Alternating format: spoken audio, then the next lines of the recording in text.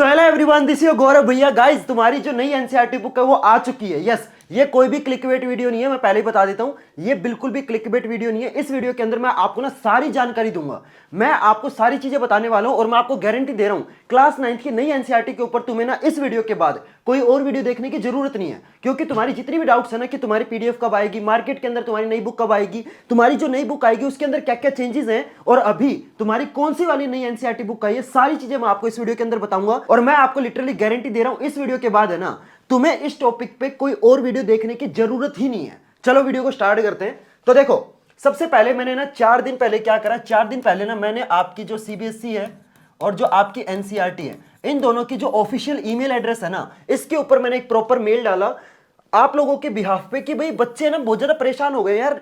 मतलब कई स्कूलों के अंदर तो मैं नोटिस भी कर रहा हूं कि जो पुरानी एनसीईआरटी बुक है ना उसके हिसाब से पढ़ाना भी शुरू कर दिया है। एंड इस चीज से पता क्या हो रहा है, बच्चों का नुकसान हो रहा है। क्योंकि बच्चों को पता ही नहीं है कि भाई हमें क्या पढ़ना है क्या नहीं पढ़ना है, सिलेबस में क्या क्या चेंजेस हुए हैं, क्या चीजें पढ़े, कुछ समझ नहीं आ रहा बच्चों को। तो मैंने आप लोगों के बिहाफ पे ना सीबीएसई को मेल डाला कि भाई बच्चों को एटलीस्ट बता तो दो कि पीडीएफ कब आएगी, मार्केट के अंदर बुक कब आएगी, सिलेबस के अंदर क्या क्या चेंजेस है, ताकि बच्चे अपना जो टाइम है ना उस हिसाब से मैनेज कर सके। और सिर्फ मैंने नहीं, मेरे कहने पे ना हजारों बच्चों ने सीबीएसई को मेल डाला कि भाई एटलीस्ट हमें बता तो दो। सेम मेल है ना, हजारों बच्चों ने डाला। और आपको पता है इस चीज के रिप्लाई में सीबीएसई ने अपनी ऑफिशियल साइट के ऊपर 17 मार्च को एक नोटिस जारी करा था, जिसमें सीबीएसई ने आपको बता दिया था कि भाई जो आपकी एनसीईआरटी बुक है वो अभी मतलब रिव्यू के स्टेज में, राइट। मतलब एनसीईआरटी बुक आपकी ऑलरेडी बन चुकी है, बस उसकी ना रिव्यू वगैरह चल रहा है कि कोई मिस्टेक ना रह जाए, होता है ना प्रूफ रीडिंग वगैरह चलता है, तो वो सब चल रहा है। लेकिन अब है ना सीबीएसई ने आपके एक सब्जेक्ट की जो पीडीएफ है वो रिलीज कर दी है। लेकिन वो पीडीएफ आपको ना तो सीबीएसई की साइट पे मिलेगी, कहीं भी नहीं मिलेगी।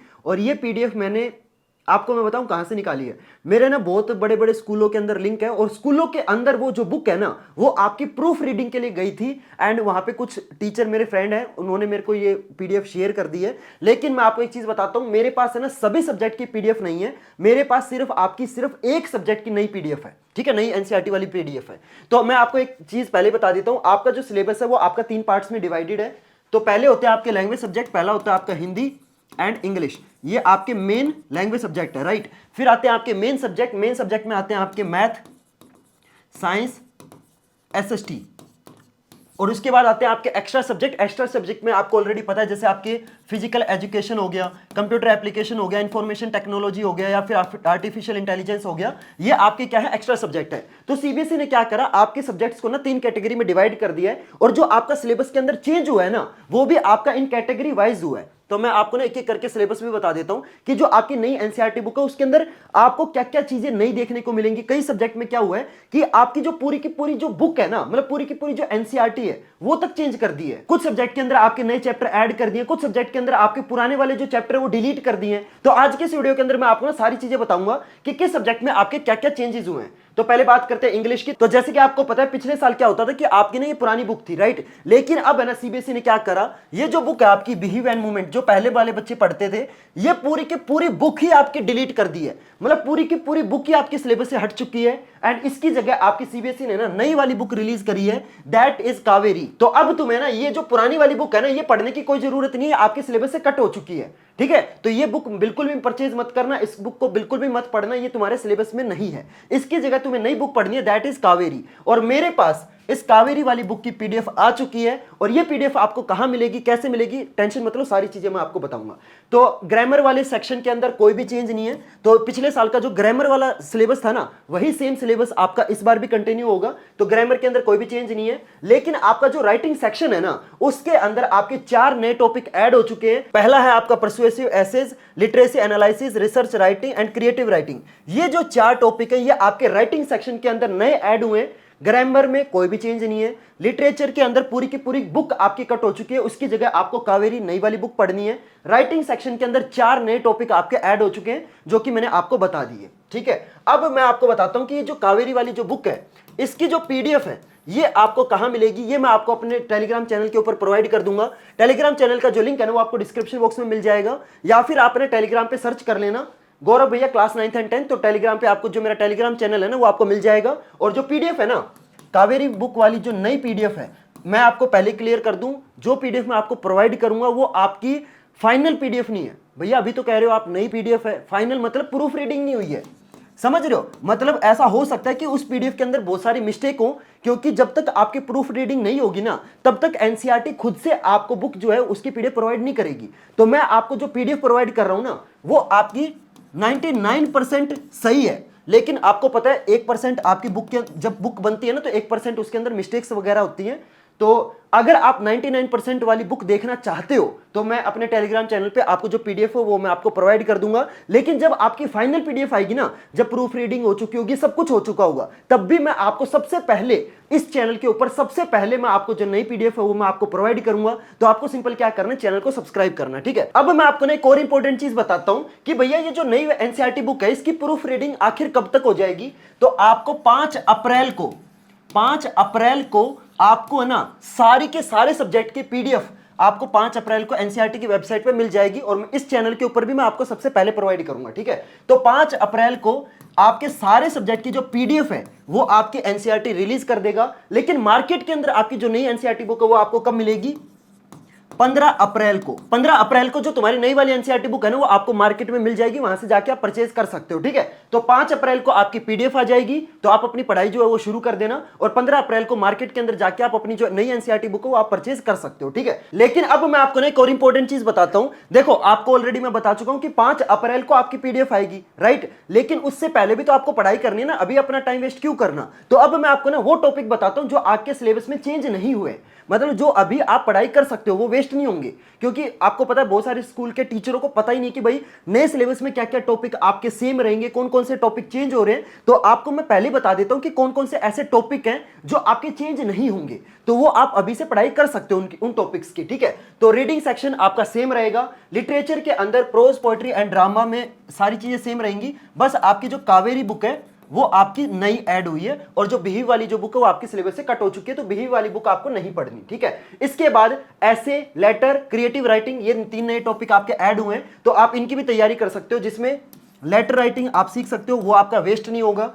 फिर ऐसे राइटिंग आप सीख सकते हो, वो भी आपका वेस्ट नहीं होगा, ठीक है। ग्रामर में कोई भी चेंज नहीं है, तो मैं आपको सजेस्ट करूंगा कि अगर अभी आपको पढ़ाई करनी है तो तुम उन टॉपिक को पढ़ो जो आपके सिलेबस में से चेंज नहीं हो रहे, जैसे कि आपका टेंस हो गया, वॉइस हो गया, नरेशन हो गया, क्लोजेज हो गया। तो ये कुछ ऐसे टॉपिक है जो आपके सिलेबस में सेम रहेंगे। तो आई विल सजेस्ट कि आप है ना पहले इन टॉपिक को पढ़ना शुरू करना जब तक आपकी नई एनसीईआरटी बुक नहीं आ जाती, ठीक है। अब मैं आपको ना अगले सब्जेक्ट का बताता हूं जो कि है आपका मैथमेटिक्स।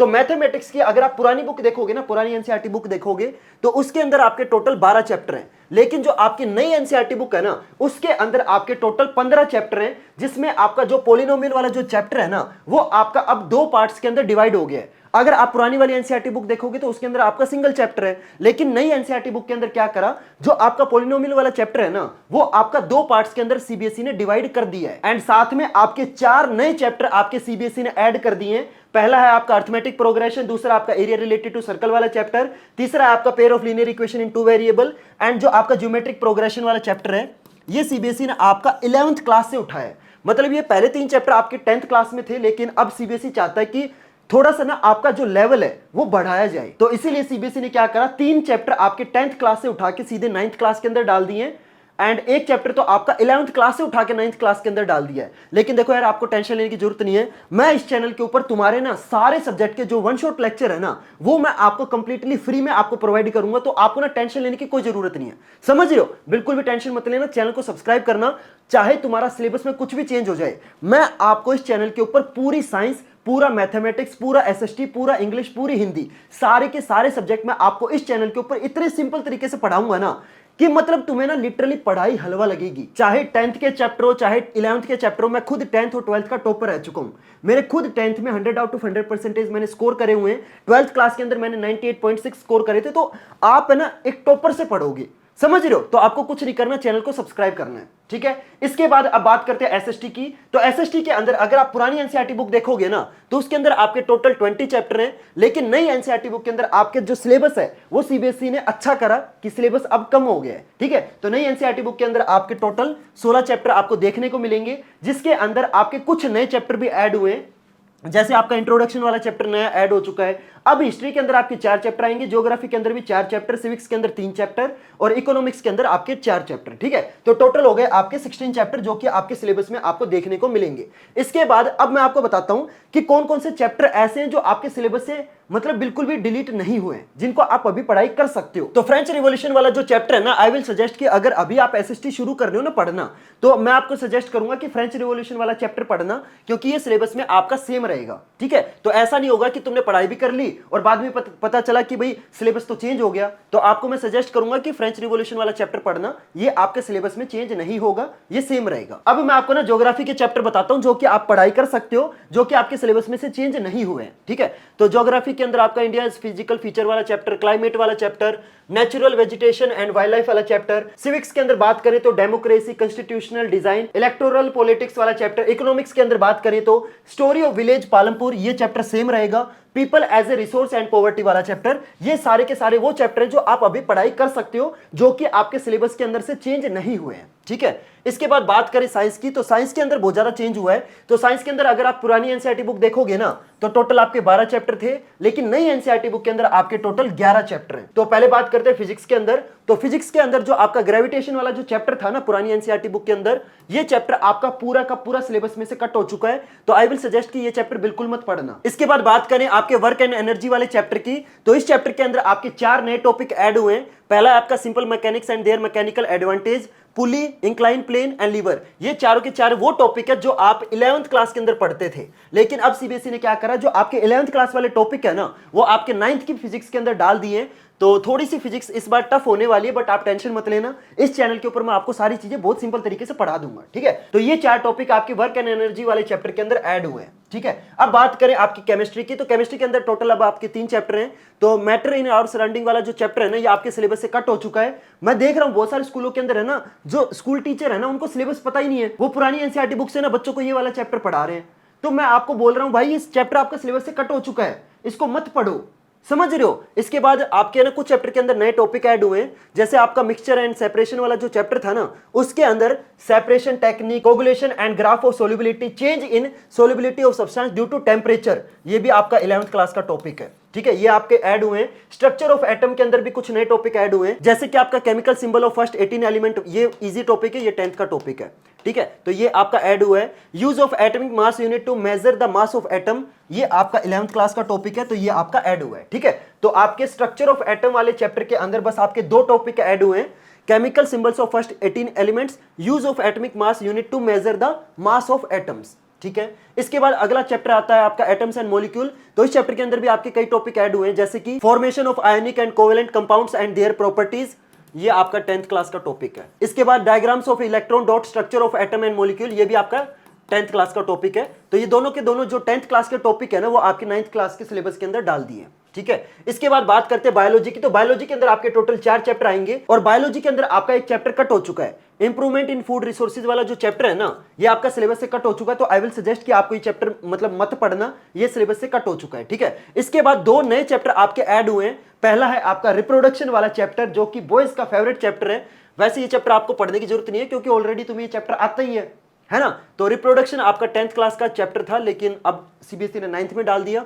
सीबीएसई चाहती है कि भाई जो जेनजी बच्चे हैं ना, वो पहले से रिप्रोडक्शन के बारे में पढ़ाई करना शुरू कर दे। ठीक है, तो अब ये चैप्टर आपका 10th क्लास से उठा के 9th क्लास के अंदर डाल दिया है। और डाइवर्सिटी वाला जो चैप्टर है, ये भी आपका 10th क्लास में था पहले, लेकिन अब सीबीएसई ने 9th क्लास के अंदर डाल दिया है। Clear everyone. इसके बाद बायोलॉजी के अंदर आपके ना कुछ नए टॉपिक ऐड हुए हैं, जैसे जो सेल वाला चैप्टर था ना, उसके अंदर cancer, recent advancement in cell biology, ये आपके 11th क्लास के टॉपिक है। तो ये अब आपके 9th क्लास में सीबीएसई ने इस चैप्टर के अंदर डाल दिए। इसके बाद टिश्यूज वाला जो चैप्टर है ना, उसके अंदर elementary idea on musculoskeletal system वाला टॉपिक आपका ऐड कर दिया है। केयर ऑफ मस्कुलोस्केलेटल सिस्टम के अंदर 4 टॉपिक आपके ऐड हो गए हैं, injuries, postural care, nutrition and exercise, तो ये 4 टॉपिक आपके ऐड हो गए हैं। ठीक है, इसके बाद अब कौन कौन से टॉपिक ऐसे हैं जो अभी से आप पढ़ना शुरू कर दो, जो आपके सिलेबस से कट नहीं हुए, वो मैं आपको बता देता हूं। तो फिजिक्स के अंदर जो आपका मोशन वाला चैप्टर है ना, ये आपका सेम रहेगा, तो आई विल सजेस्ट कि मोशन वाला चैप्टर पढ़ना शुरू कर देना। ठीक है, इसके बाद केमिस्ट्री के अंदर जो एटम एंड मॉलिक्यूल वाला जो चैप्टर है ना, उसके अंदर ज्यादा चेंजेस नहीं हुए हैं। तो अगर आपको केमिस्ट्री से शुरुआत करनी है, तो मैं सजेस्ट करूंगा कि एटम एंड मॉलिक्यूल वाले चैप्टर से शुरू करना, लेकिन आई विल सजेस्ट कि सबसे पहले एक ही चैप्टर करना, और वो है आपका मोशन वाला चैप्टर। तब तक आपकी जो नई एनसीईआरटी बुक है वो आ जाएगी।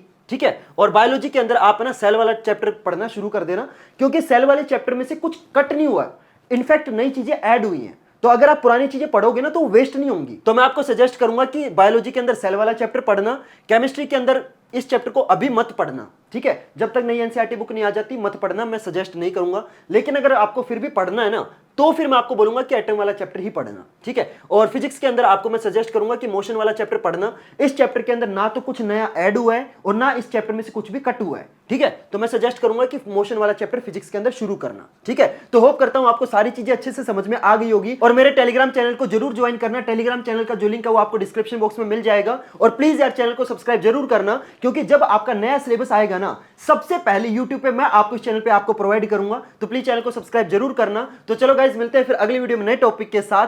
तब तक के लिए good bye and have a nice day.